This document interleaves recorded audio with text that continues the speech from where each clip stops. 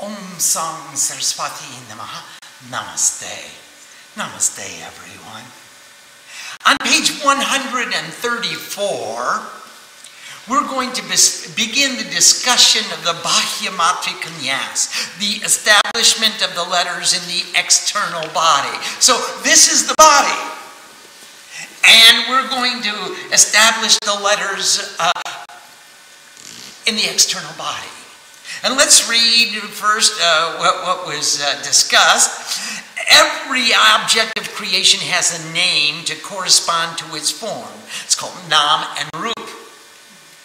And there is a name which is agreed upon by the customs of language, which is different in every language, in every country, every region, what we may call an object. And there is a natural sound which is being emitted as a consequence of the vibrations which are taking place in the object itself, the movement of protons, neutrons, electrons, quarks, etc., into the most infinitesimal subatomic particle. Every manifested object of creation has a vibration, whether perceivable or not, and every vibration emits a sound, whether audible to the physical organ of hearing or not. Every sound is expressible by a letter, which symbolizes the sound that most clearly approximates the vibration indicated. So that all the letters of the alphabets symbolize the total possibility of all vibrations which can be evolved or can be expressed, the totality of creation. In other words, here we have within every object, from Brahma to a blade of grass, even in the Shiva Linga, whether it's animate or inanimate, it doesn't matter. There's molecules, and there's atoms within the molecule. And the atoms are tumbling in this vortex of space, and the atoms unite and they form a molecule, and the molecules unite and they form a substance, and the substances unite and they give it a form that we can perceive. So that all these atoms have movement. There's protons and neutrons and electrons and all this stuff tumbling around the nucleus of the atom, whether it's animate or inanimate. So now all of these vibrations within every object are producing a sound, whether we can hear it or we can't. The rishis cognized these vibrations, and they ascribed a letter to every vibration. And these letters are the natural names for all the vibrations in existence. And that's the letters of Sanskrit. Kri means to do, Sang means all together. What do we do all together? We communicate. These vibrations are communicating to me, and I'm abbreviating, I'm approximating, I'm acknowledging that vibration with a letter. So that the letters of Sanskrit stand for the totality of all the possibilities of all the vibrations which can come into existence and express themselves. This natural name is called the Bij mantra, often translated as a seed mantra. And these Bijas are another name for the Matrikas, the little mothers, the letters of the Sanskrit alphabet. In Sanskrit philosophy, the microcosm is an exact replica of the macrocosm. And hence, every physical body, including this one, and that one, contains all the vibrations possible in the cosmos. Bahya Matrika Nyasa means the establishment of the letters of the Sanskrit alphabet within the outside or gross body of the worshipper. Bahya Matrika Nyasa ascribes a position in each of the centers of activity for each of the letters so that the worshipper can understand and experience the totality of creation as existing within the physical body. By using the different mudras described, the worshipper begins by placing the 16 vowels in their respective positions. So these matrikas, these letters, they're akshars, they're limitations of the infinite. Expressions, manifestations of the infinite. That infinite vibration takes the form. And that form is expressible by a letter, because every form has vibration. Every vibration creates a sound. Every sound is a name for that form. There's the name that I call it, and there's the name it is calling itself. What is it saying? Listen closely. Om Namah Shivaya. I heard that. Now, in my creative inspiration, I devised a code, and I wasn't too creative, but a little bit. I said the thumb is 1, the pointer is 2, middle finger is 3, and the ring finger 4, and the pinky is 5, and now you have a little code. So this 1 to 4 base is actually the Tata Mudra. And like 1 to 4 in the right eye is something like this, and L1, the left thumb at the left ear, and 2, 3, 4 at the right cheek.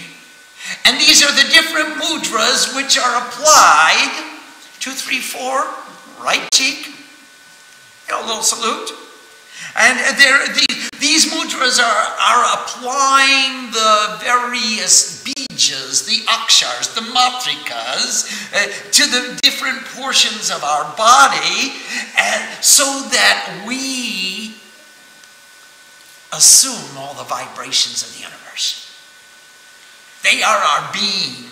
They are in my body. They are in I'm wearing the universe as the covering. Here I am, little Swami, just wearing the entire universe as a covering. All the vibrations. And I'll tell you a secret, when we get to the offerings, we're going to give Mother a bracelet. Manikya Mukta Kanda Yukte, Suvarna Karina to Sanskrite. All the letters are in the bracelet. And Mother wears all the vibrations of creation as an ornament on her hand. I am putting them on right now in the Bahya Matrika Nyasa. Please follow. 1 to 4 base on the top of the head. Om Ang Namo. Om Ang Namo. Om Ing Namo. Om Ing Namo. Om Namo. Om Ing Namo. Om Namo. Om Namo. Om Ring Namo. Om Ring Namo. Om Ring Namo. Om Ring Namo. Om Ing Namo. Om Ing Namo.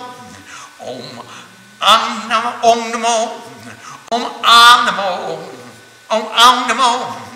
Om Ang Namo. Om Ang Namo. 1, 3, 5. Om Kang Namo. Om Kang Namo. Om Gang Namo. Om Gang Namo. Om Gang Namo. Om Chang Namo. Om Chang Namo. Om Chang Namo. Om Chang Namo. Om Nyang Namo. Om Tang Namo. Om Tang Namo. Om Dang Namo. Om Hang Namo. Om Nang Namo. Om Thang Namo. Om Thang Namo. Om Dang Namo. Om Thang Namo. Om Dang Namo. Om Pang Namo. Om Pang Namo. Om Pang Namo. Om Pang Namo. Om Mang Namo. Om Yang Namo. Om Rang Namo. Om Lang Namo. Om Pang Namo. Om Shang Namo. Om Shang Namo. Om Sang Namo.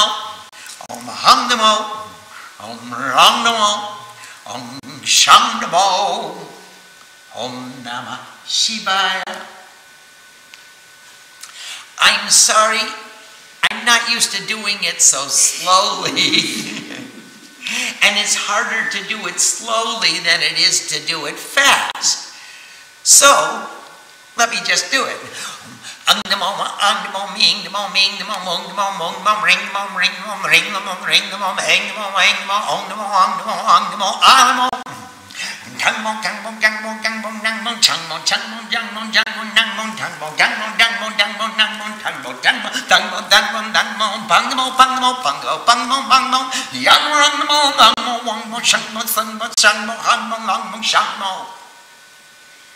It's a little more comfortable for me. Now, we've put all the vibrations in our body. The Matrika Nyasa, we're going to put them in the chakras. Let's look. Oh, on the page 142, you'll find a graphic depiction of the chakras. And each of the chakras have certain petals around it. We start at the top at the Sahasrara. And then in the Anga chakra, the Bij mantra is Om. And the two letters on the two petals to each side is Hung Shang. And in the Vishuddha chakra, there is the Bij is Hung, and there are 16 vowels all the way around on all the letters there. You have to. This is the Indian eye test. In the Anahat is Yang, and there are first there are 12 petals. And then in the Manipur, the Bij mantra is Rang, and there are 10 petals. In the Swadhisthana, there are 6 petals, and the Bij mantra is Wong. And in the Muladhara, there are 4 petals. The Bij mantra is Long. And we have that other chart that we just had from the Bhuta Shuddhi, and that was on page 129, where you have Long, Wang, Rang, Yang,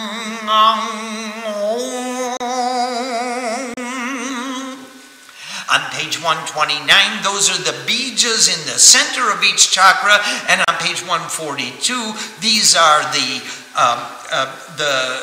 letters that go around on the petals, the lotus petals surrounding the chakras.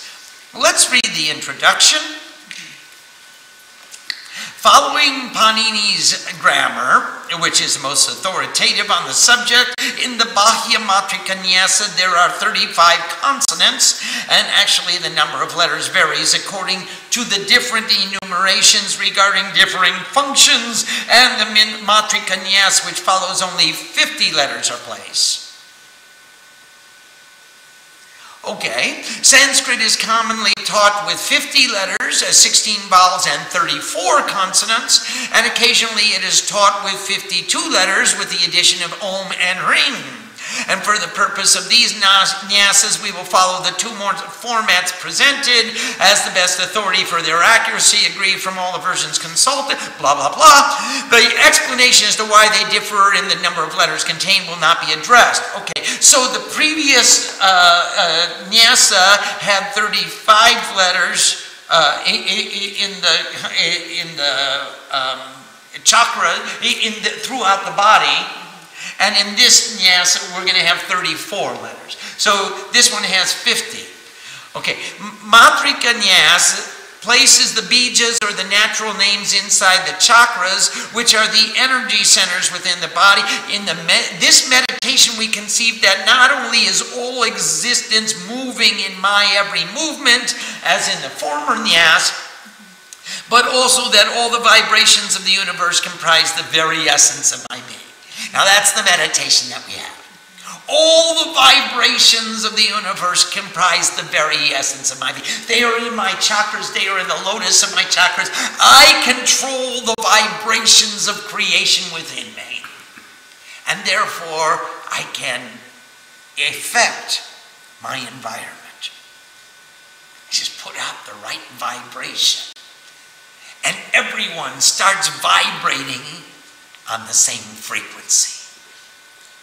If we become attuned to the matrikas, to the bijas within us, everyone in our environment, in our circle of influence, becomes attuned to our attunement.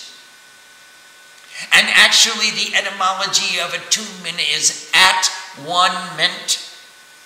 So we all become at one together. Hum stands for the pranatma, the second ram for the jivatma, and sham for paramatma. And in this way, jiva puts on, so to speak, or wears the universe as a gown. Just like the wearer of the body wears the body is the gown, and it's comprised of the vibrations, and inside are all the vibrations, and outside are all the vibrations. All the vibrations of existence make up the cloak which covers the ever more subtle essence of consciousness, which is the silent witness to the dance of creation. Okay, now this whole nyasa is performed with Tata Mudra, and I alternate hands. So you start in the upper right hand pedal, and we're going to put 16 vowels in the Vishuddha. Om ang namo, om ang namo, om ing namo, om ing namo, om namo, om namo, om ring namo, om ring namo, om ring namo, om ring namo, om ing namo, om ang namo, om namo, om ang namo, om ang namo, om ah namo. And now we've got the vowels. And now in the Anahata, Om Kangdamo, Om Kangdamo, Kangdamo, Om Kangdamo, Om Kangdamo, Om Kangdamo, Om Nangdamo, Om Changdamo, Om Changdamo, Om Jangdamo, Om Jangdamo, Om Jangdamo, Om Nyangdamo, Om Changdamo, Om Changdamo. In the Manipur, 10 petals, Om Dangdamo, Om Dangdamo, Om Dangdamo, Om Thangdamo, Om Thangdamo, Om Thangdamo, Om Thangdamo, Om Nangdamo, Om Pangdamo, Om Pangdamo. And in the Swadhisthana, 6 petals. And you know what? For a convenience sake, when I get to the Swadhisthana, I put the 1, 2, 3, 4, 5, 6 right across in a straight line, even though I know they're vertical, but it's a little area, it's hard. And also in the Muladhara, the 4 petals, I put those just indicating them. Om Bangdamo, Bangdamo, Bangdamo, Yangdamo, Rangdamo, Langdamo. And in the Muladhara, 4 petals. Om Bangdamo, Shangdamo, Sangdamo, Sangdamo. And then we go back to the Anga chakra and we go Om Hangdamo, Om Shangdamo, Om Namah Shivaya. So that's the Matrika Nyasa. We put them in the chakras, and then we put them out. We have facilitated creation in manifesting itself in manifested existence. Now, let's take them back. It's our creation. We can put it out there into manifestation. We can take it back into the unmanifest. You don't mind if I do this a little quickly. Shangdamo, Hangdamo, Shangdamo, Thangdamo, Thangdamo, Wangdamo, Langdamo, Rangdamo, Yangdamo, Mangdamo, Bangdamo, Bangdamo, Pangdamo, Pangdamo, Dangdamo, Dangdamo, Dangdamo, Thangdamo, Thangdamo, Dangdamo, Dangdamo, Dangdamo, Dangdamo, Dangdamo, Dangdamo, Dangdamo, Dangdamo, Dangdamo, Kangdamo, Kangdamo. Om Angdamo, Mangdamo, Mangdamo, Langdamo, Wingdamo, Ingdamo, Ringdamo, Ringdamo, Ringdamo, Ringdamo, Mangdamo, Mangdamo, Ongdamo, Angdamo, Angdamo, Angdamo. And then we'll do the Bahya Matrika Nyasa backwards. Hey, do you know when I go to a doctor, I don't want him just to, especially if he's a kati doctor. You know, what we call it, the guy's a cut, you know, a surgeon. Kati. They're the guys who cut on the dotted lines. I don't want him to know his subject forwards. I want him to know it's forwards and backwards. And if the guy who works on my body is supposed to know his subject forwards and backwards, just think about the guy who operates on our soul. Let's do Bahya Matrika Nyasa. Shangmo Angmo Sangmo Shangmo Shangmo Wangmo Langmo Rangmo Yangmo Mango Bangmo Bangmo Pango Pango Dangbo Dangbo Dangbo Dangbo Dangbo Dangbo Dangbo Dangbo Dangbo Dangbo Dangbo Dangbo Kangmo Kangmo Angmo Angmo Ring Ring Ring Ring Ring Ring Ring Angmo Angmo. That's the Matrika Nyasa. Shangmo Langmo Angmo Shangmo Sangmo Shangmo Wangmo Bangmo Rangmo Yangmo Bangmo Bangmo Pango Pango Dangbo Dangbo Dangbo Dangbo Dangbo Dangbo Dangbo Dangbo Dangbo Dangbo Dangbo Dangbo Dangbo Dangbo Dangbo Gangmo Gangmo Gangmo Gangmo Angmo Angmo Ingmo Ingmo Ringmo Ringmo Mungmo Mungmo Ingmo Ingmo Angmo Angmo. And we made the creation and we brought it back into ourselves. So there's no need to look outside. Do it forwards, do it backwards. It's your creation. Now we're going to perform the Anga Puja, the worship of the Anga, or the limbs of the Divine Mother, or the body of the Divine Mother. And let's touch our feet using Tata Mudra. Touch both your feet. Om Dirgaya Ginamo Pado Pujayami. Om Girijaya Ginama Kulfo Pujayami. Om Aparnayo Ginamo Januni Pujayami. Om Hari Prigaya Ginamo Uru Pujayami. Om Parvati Namo Kating Pujayami. Om Aryayo Ginamo Nabing Pujayami. Om Jagamatri Namaha Udrang Pujayami. Om Mangalayo Ginamo Kukshin Pujayami. Om Shivaya Ginamo Ridayam Pujayami. Om Maheshwarya Namo Kantang Pujayami.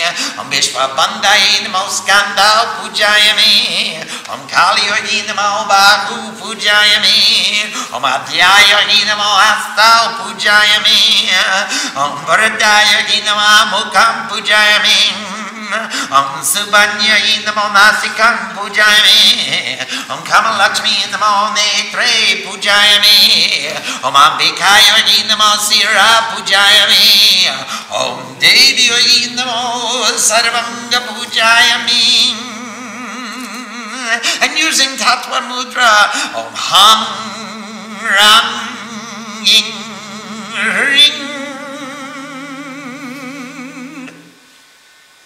And take a shower with that energy. Ring, ring, ring. Remember this. Hum in the Muladhara, Rang in the Manipura, in the Anahata, Ing in the Sahasrara, and Ring is the mantra that we bathe with. Just wash off all the goopies with ring. Ring, ring. And remember, Hakara Stula Dehasyad, Rakara Sukshma Dehakam, Ikara Karanatmaso, Ringkara Ham Turiyakam.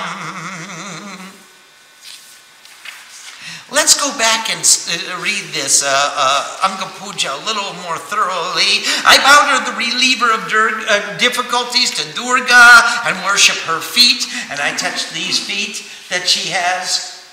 These are her feet. I bow to the unconquerable one from the mountains and worship her ankles. I bow to the unseverable energy and worship her knees.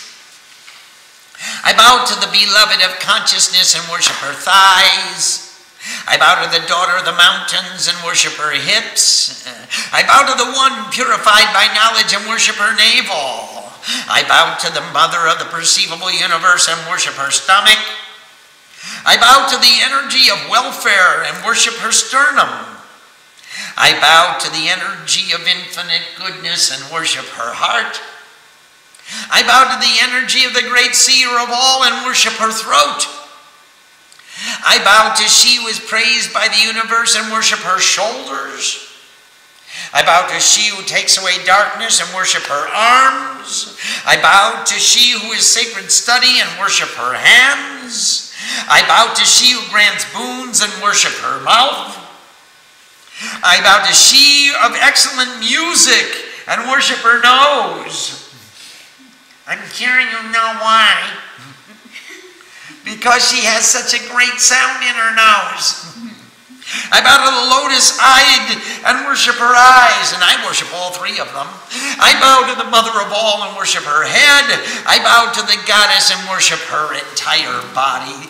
Hey, thanks, goddess, for giving me such a beautiful body to worship. Now, the letter Ha indicates the gross body, the letter Ra is the subtle body, the letter E is the causal body, and the entire letter Hrim, I am beyond manifestation. And that's the Anga Puja.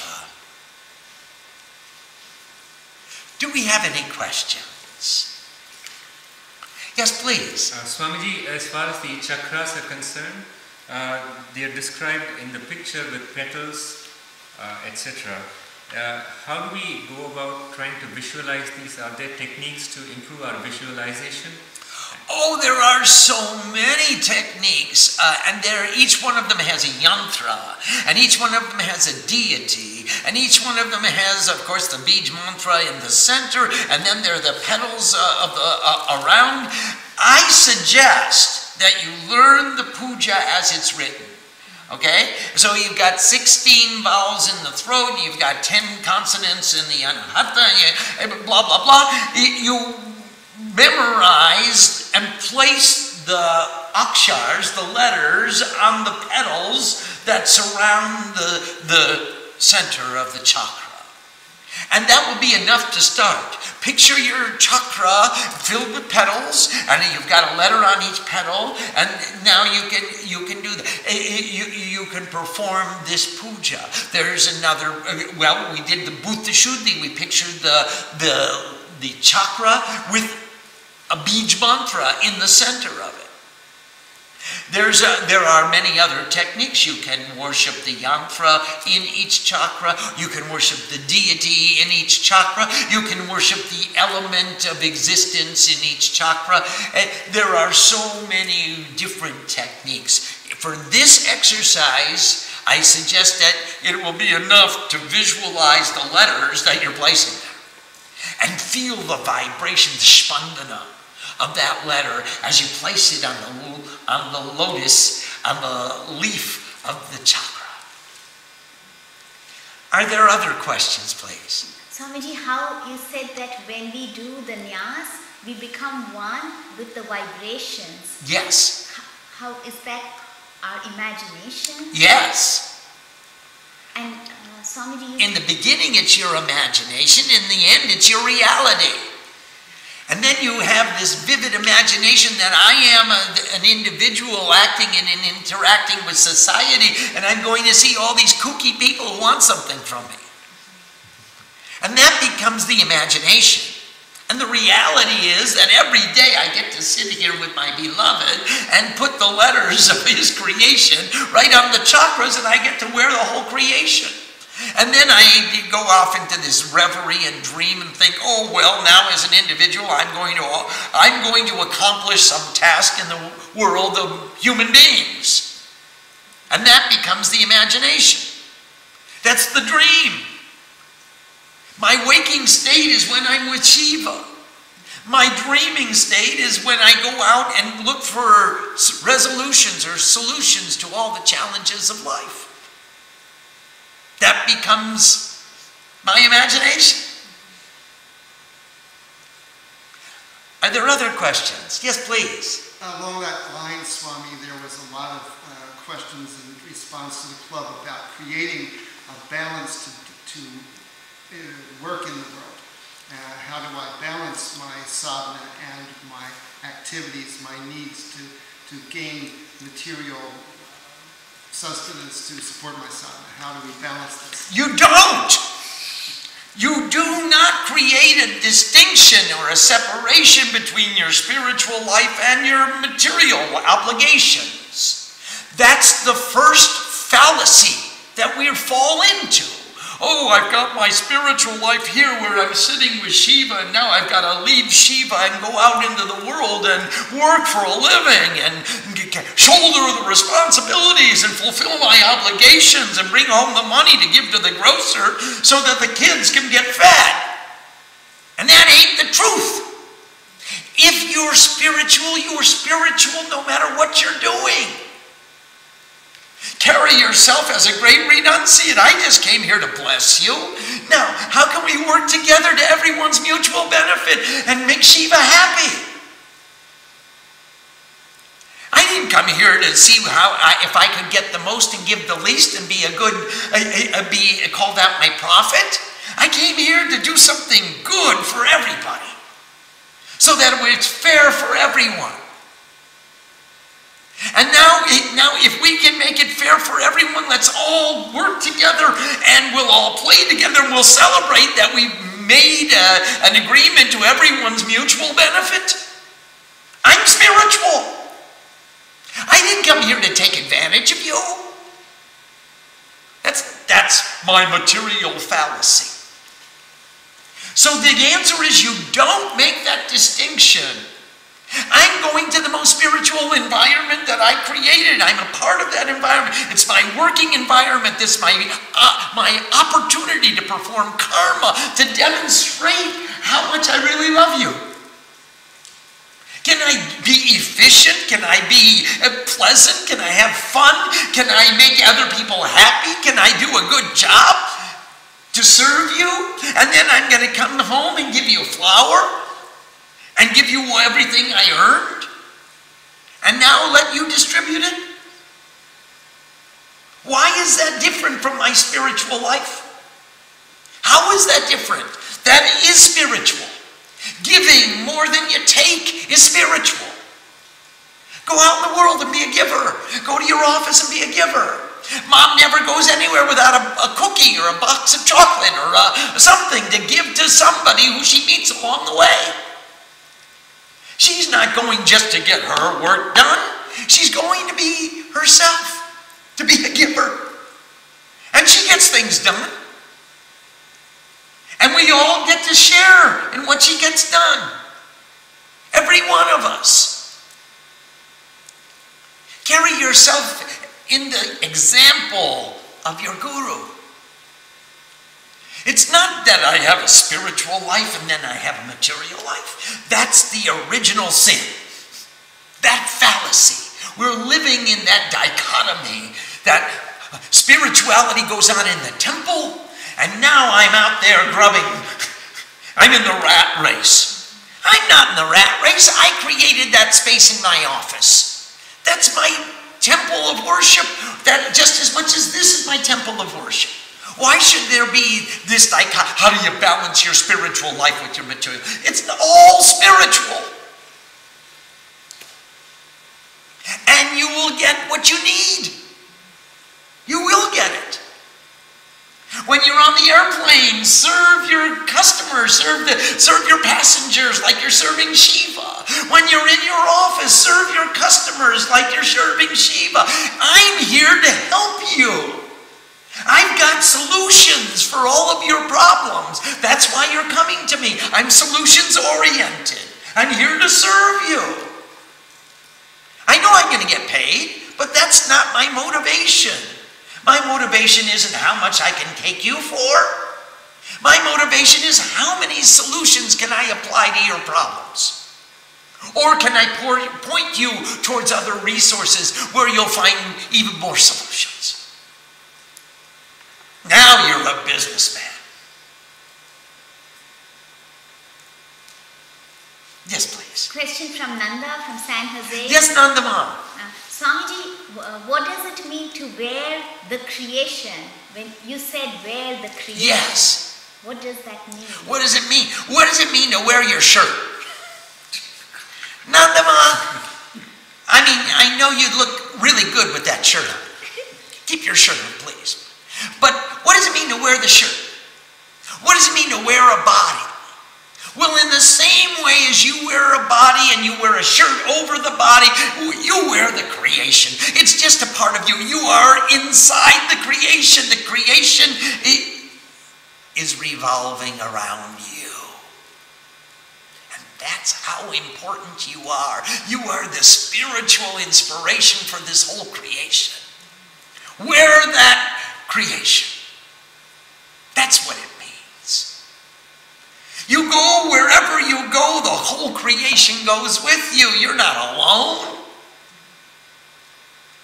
You are the manifested representative of the entire creation, of all that's good, of all that's holy, of all that's sacrificed, renounced. That's what it means. Other questions?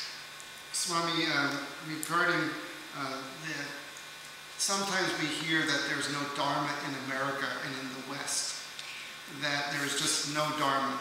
Could you expound upon that based on this discussion that we are the whole creation, and what does the word Dharma mean? Dharma means the ideal of perfection. A thief has a dharma. He wants to be the perfect thief.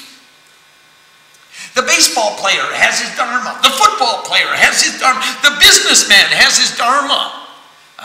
The Wall Street banker has his dharma. I want the most I can possibly get. How can you say there's no dharma? If he got the most he could possibly get and he didn't get caught, he did his dharma. Now, we are spiritual beings striving for spiritual dharma. Our ideal of perfection is not defined quantitatively. It's qualitative. It's the bhav. It's the attitude. It's the way that we act and interact with the world. So then you can't measure how much dharma we're getting. But you can feel it. Just the same way, as intimately as you feel you're in love, you know when you're doing your dharma. You can't say that America is devoid of dharma. I won't allow that. Those are fighting words. Everyone is doing his or her dharma, living up to the ideals of perfection for their circumstance in life. You may say that everyone is not living up to the ideals that I have set for myself, and therefore by my standards no one else is doing dharma but me. However, I think that's a little presumptuous. But such a statement as no one in America is doing dharma is equivalent to saying I am the sole judge of what is dharma and what is not. And therefore, according to my standards, the rest is unapplicable. Swamiji, so dharma is vyaktigat. Each person has to decide. Yes. For nobody else can decide. No one else could decide what is my dharma. And no one else can make the decision for me, or what is my ideal of perfection, what is the best I could do in these circumstances. This is something that comes from within each of us in every circumstance of life. Dharma is not a quantitative thing that you can find in a book and say this is what you got to do. Because there are many times that we have conflicting circumstances where both sides are right. And I've got to make a choice. Even I have a duty to my family. I have a duty to my guru. I have a duty to my community. I have a duty to my country. All of these duties, all of these obligations, every relationship has a different quality of dharma. When Ram allowed Sita to go into the forest by herself, he was neglecting his duty as a husband. And why did he do that? Because he felt it was even more important to honor his duty as a king. Now, who could make that decision for him? And he committed injustice no matter what he decided. One was injustice to his wife, who he loved very dearly, or the other was injustice to his entire kingdom. And he thought that the welfare of the people was more important than the welfare of one individual. And that was his decision. Many of us would decide differently. So Dharma is bhakti. It's an individual understanding. You'll feel it within. You'll know a priori. You know when you're doing your Dharma and when you're not. When you're living up to your highest ideals of perfection with conviction, then you're doing your Dharma.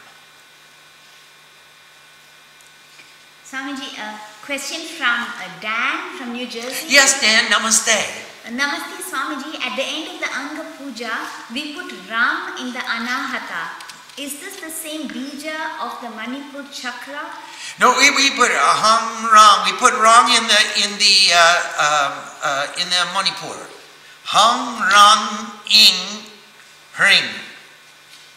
We put Ha in the Muladhara, Ra in the Manipur, Ing in the Agya chakra, Hring on the top of the head in the Sahasrara.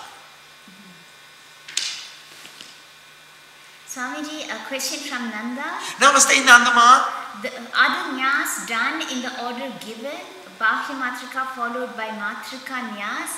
And Swamiji, when we do it opposite, do we first do both of them forward and then both of them backward? Yes, we do both of them forward and then both of them backward. And what I do is I do Bahya Matrika Nyas first, then Matrika Nyas, then Matrika Nyas in reverse, and then Bahya Matrika Nyas in reverse.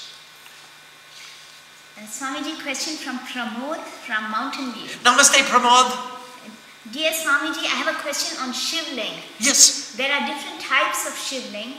Is there a para Shivling, Mercury? Yes. And what is the significance of different Shivlings? What kind of Shivling should be worshipped at home?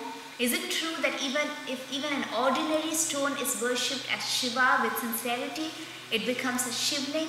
Does it get energized? It does get energized, Pramod. And I want to tell you, when I was a wandering sadhu, I used to walk along the river valleys of the Himalayas. And I would get up in the morning, and I'd walk for a little while after cleaning up my campsite and taking a bath and all that stuff. And then I would walk for a little while, and I'd find a nice stone along the bank of the river, and I'd just set it up on edge and sit there and offer pebbles to the stone. Or I'd offer leaves, if they were available, to the stone. And I'd take some river water and I'd wash the stone, and I'd perform my entire Tathabidi. And when I was done, I would make Visarjan, I would lay the stone down again and continue on my way. So yes, any stone can be your Shiva. And there are different significances of the Shiva lingams, different kinds of lingams, but don't get into the attitude of my lingam is better than yours. It's not like that. It's like, if you have a Mercury lingam or a crystal lingam or a Bana lingam or a Narmada river lingam, or the best lingam of them all, and Mother is making them right now, is Parthiva Shiva lingams. And she takes a little bit of clay or mud, and she makes the Shiva lingams, and she worships those. And Mother, for the entire month preceding Shivaratri, she is making so many. She'll make, I think she makes 1,000 a day. So she'll make 30,000 Shiva lingams between now and Shivaratri. And then after the Shivaratri, on the Shivaratri, we'll worship them all at one time. And then we will worship we'll perform the Sanghar or Visarjan. And then we'll put them all into our river. Would you mind getting up and getting one Shiva lingam that Mother's made? Yes. And yeah, I'll show you. She takes a little bit of clay and she makes every morning 1,000 Shiva lingams, and then she'll have 30,000 Shiva lingams. And all of the deities in the Devi Mandir we have made from the clay. Each of the deities is made from 1,000 Shiva lingams. This is a Parthiva Shiva lingam, and I hope you can all see that. This little lingam. There are many different fashions and styles with which you can make them, and different styles and fashions. Mother chooses this one, and she makes big ones and little ones and fancy ones, but she makes 1,000 every day, little baby lingams. And then we put them on the altars all the way around the temple. She worships them all, the 1,000 Shiva lingams every day, and then on Shivaratri she'll worship all 30,000 of them, and then the day after Shivaratri, or the 2 days after Shivaratri, when it's astrologically correct, on the Amavasya following the Shivaratri, and the evening of the Amavasya following Shivaratri, we put them all in the river. And or we slogged them down, and we made all of our deities out of 1,000 Shiva lingams each. So we recycled the clay. So all of our goddesses are made from 1,000 Shiva lingams. Swamiji, Pramod has a follow-up question. Yes, please. Does Para Shivling have medicinal properties for healing? Every Shiva lingam has a medicinal property. He is Rudra, Asru, Trayate, who takes away the tears, he removes the suffering, he removes all the infirmities, he is Mahan Mrityunjoy, he takes away the great death, he takes away all fear, and in this way all of them have medicinal properties. A Pada Shiva lingam has a special medicinal property sitting in juxtaposition to the Mercury. It depends if it's a little baby Shiva lingam or if it's a great big Shiva lingam. That will determine how much attraction it has towards any disease in your body to bring it out, or bring it to a surface point or an exit point in your body. There's an attraction. Just like the moon attracts the waves of the sea. The moon has an attracting capacity toward her. In the same way, Mercury has an attracting capacity towards some illnesses. I'm not in the medical profession, so I can't tell you exactly which ones. Swamiji, question from Dan. Yes, Dan. The ancient rishis, are they saying that all physical objects are comprised of only 50 bijas? No, all the vibrations are expressible through the combinations of the 50 bijas. Not when the 50 bijas, or 52 or 54, depending on your declination of the alphabet, when they combine, then they form bijas which form every object and relationship, every attitude which is expressible with a vibration. So yes, in that way, then they're all combinations of the 50 or 54 letters. Swamiji, Pramod is asking if after Abhishekam, do we drink the milk or yogurt that we offer? It depends on your circumstance. If you're using a Parthiva lingam like this and you perform Abhishek, I don't recommend you drink the Panchamrit or the Charanamrit. However, if you have a Shiva lingam like this, we can clean it and then offer it, and then we can drink that offering. Or if you want to make a charanamrit in a bowl, you can take one bowl and then, or a katori, and then put your milk and yogurt and ghee and honey and sugar into the bowl, mix it all up, and you'll take that. And Swamiji, when we are offering, for example, Ganga Snan, Yes. do we have to offer it with the water from the Saman Arghya or from the Vishesh No, Arghya? no, you can offer it from, you can have a bottle of Ganga water and pour it over, and that'll be sufficient, or you could offer with whatever utensil you wish. If it's a large lingam and you're going to offer a lot of water, like we do in the Devi Mandir, Gangecha Jamuna Cheva Godavari Saraswati Narmade Sindhu Kaveri Snanartam Pratigriyatam Om Namah Shivaya. We have a special pot for offering water. If you have a little baby lingam, then maybe you want to take just one spoonful of water from your samanya argo, and then you can offer that water. Go ahead. Swamiji, a question from Ambika from New Jersey. Namaste, Ambika. Namaste, Sham. Can you please help me to understand the difference between Karanyas and Karasuddhi? Also, why do we have to repeat Karanyas more than one time? Ambika, Karanyas. Nyas means to establish within. Kar means a hand. So Karanyas means establishing the letters within your hand, within your fingers. Now, you want to do it more than once, you want to do it all the time, so that you remember all the time that everything I'm touching is touched by the letters of Shiva's mantra. I've got a letter in every finger. And everything I touch, everything I do, I'm doing with Shiva's mantra, for Shiva, by Shiva, of the Shiva, by the Shiva, and for the Shiva. Now, Karashuddhi, Shuddhi means purification. So I want to take a flower and say, Om Ying Ram Astraya. Sit still. And now I've just washed my hands with flower power. And I put the vibrations of the flower power in my hands, and they're pure, and I've got the mantras in the fingers, and I'm ready to go. I'm ready to operate. Don't touch me, I'm sterile. Please, you have a question?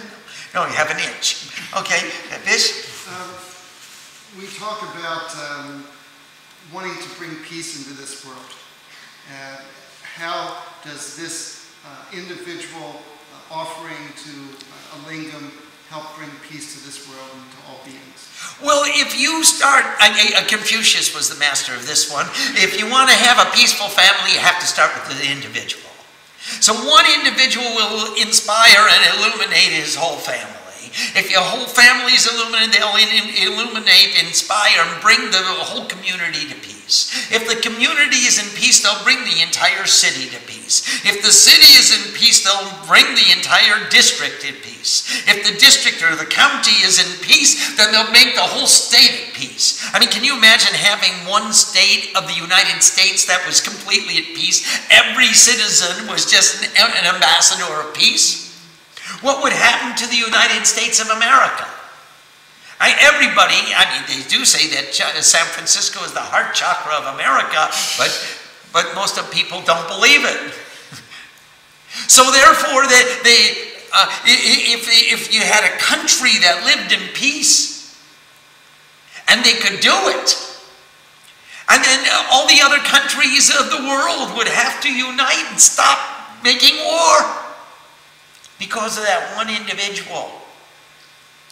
And that's the story of Hemalecha and Hemachuda from the Tripura Rahasya. You remember Hemachuda was the crown prince, went out hunting one day, came to the Rishi's ashram. He saw this beautiful young Rishi Putri. She was the Kanya, the daughter of the Rishi.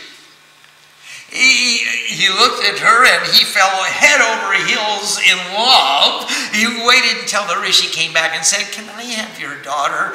And the Rishi said, "You don't know what you're asking for." And the crown prince said, "Oh yes, I do. She's so beautiful and she's so loving, and I've fallen head over heels in love with her." And the Rishi said, "I give you my blessing." And he took Hemalecha back to the kingdom. They were married, and she became the queen, and he was the king. And he he called all the servants, cook a royal feast. And they set out this whole royal feast in front of the new queen, and she sat there in meditation. And she wasn't in the least bit interested. And he said to her, "Oh, my darling, my dear wife, how can I enjoy this feast without you? This is a royal feast for the king and queen." And she said, "Wait a minute, if I have this much rajasic food, I'm going to get indigestion. You think that's what I want? Is that going to bring me peace? I just want a little bit of sattvic food, just so much as my body needs, so that I can continue my meditation." Well, the king said, "Summon the royal dancers. I want to have a party." And everyone came and danced, and they made a show for her, and they put on, and she looked within. She wasn't interested in the least. And he said, "My darling, my beloved wife, all of this is made for us to enjoy." She said, "How can I enjoy other people dancing? I enjoy the pleasures of the spirit. I enjoy the pleasures of the soul. Why shall I engage myself in so much activity? Tell me what enjoyment will endure. These people will get tired of dancing sometime. They'll stop dancing. Should I take delight in that? Should I take delight in food and drink and all these lavish costumes and all this clothing and all these ornaments? What do I need with that? That which is beautiful shines from within. Why do I need to adorn myself from without the outside?" The king said, "Queen, I learned from my childhood that this was the way that kings and queens are supposed to live. You're teaching me something totally new. Tell me about the pleasures of the soul." And Himalecha said to her husband, she said, "O king, if you look within, you're going to find a superior delight. And this is how you meditate."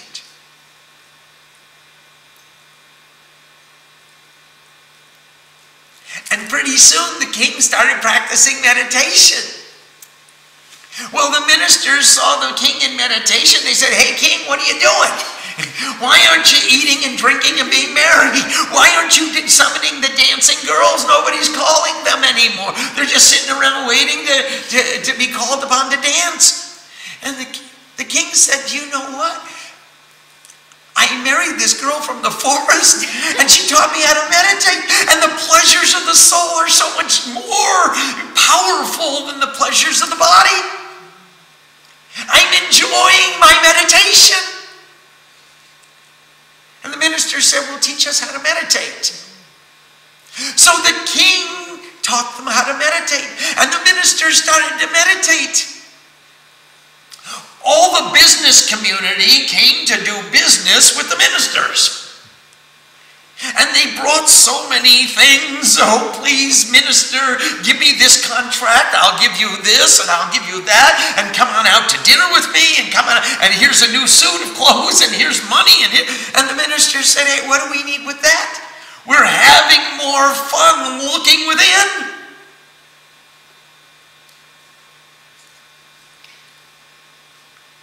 And the businessmen said, "Well, would you teach us how to meditate?"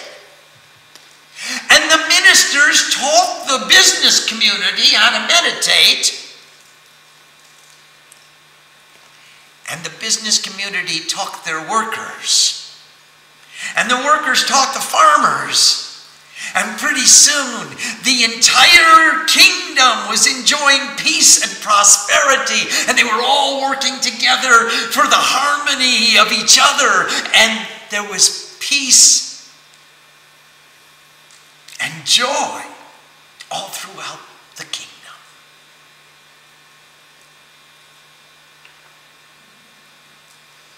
Om Sam Saraswati Namaha. Namaste.